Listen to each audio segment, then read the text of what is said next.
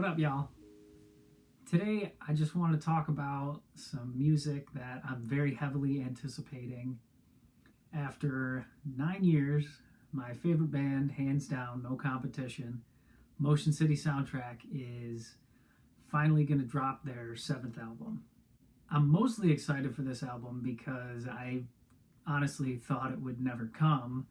It's kind of funny because, even though they broke up in 2016, they basically went on tour every 2 or 3 years since then.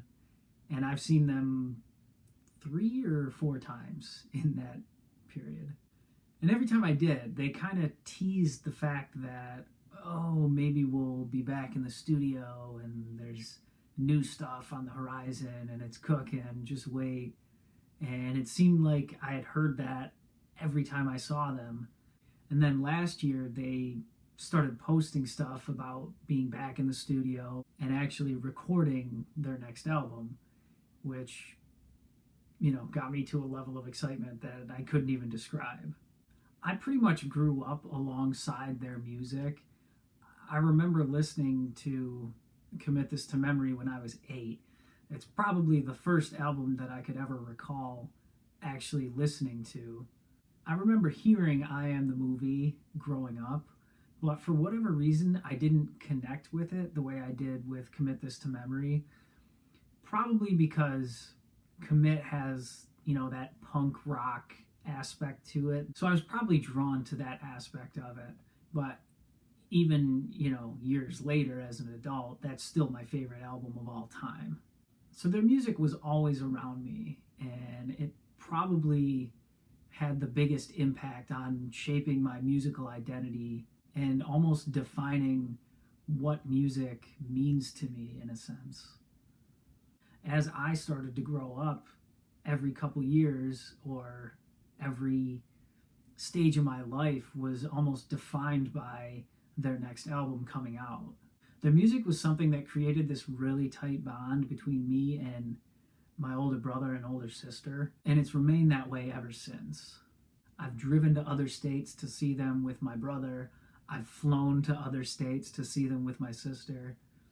Like, their music was just such a deeply ingrained part of the relationship that I had with them, and that's what makes it so special to me.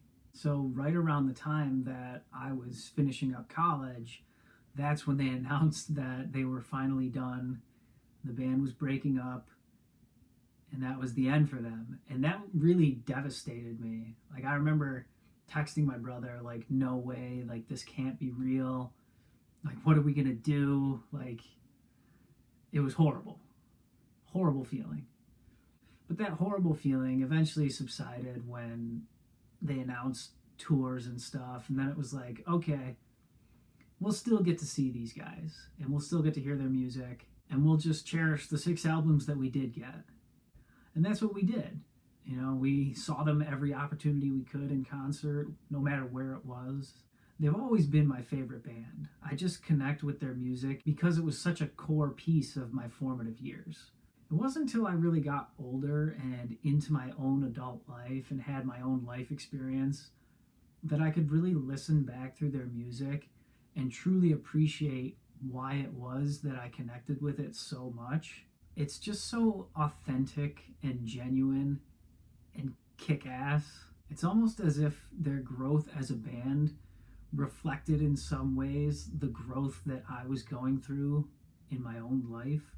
Hearing them go from I Am the Movie, which just set them apart from so many other bands on the scene, especially with the synth tunes thrown in there. I just think they have such a great story and a great progression as a band, going from those early years as this rebellious punk group to this really introspective, almost indie group with Go. Like, their evolution just seemed so natural, and that's what makes them so great. They never lost their identity as a band, but they did allow their music to change over time. And then after that last album, it felt like, how am I going to grow myself without their music to help me through whatever difficulties of life that I have? And if I just got to see them in concert every 2 or 3 years, that would have been enough. Then in 21 or 22, out of nowhere, they just dropped this single, Crooked Ways. And it was like, oh,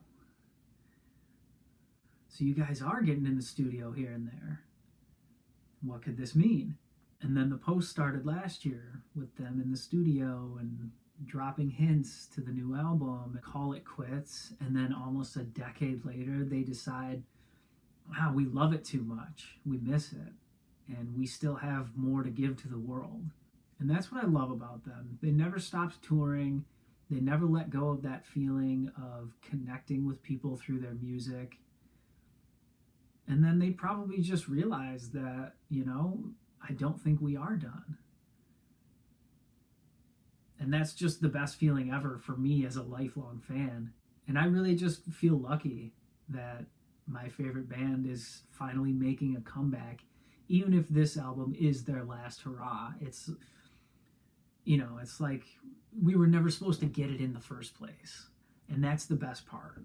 If you're a fan of them too, I'm sure you'll understand that. Let me know what your favorite album is, your favorite song, your favorite lyric, the first time you saw them in concert. Let me know in the comments what they mean to you. What's your story with them? I'll see you next time.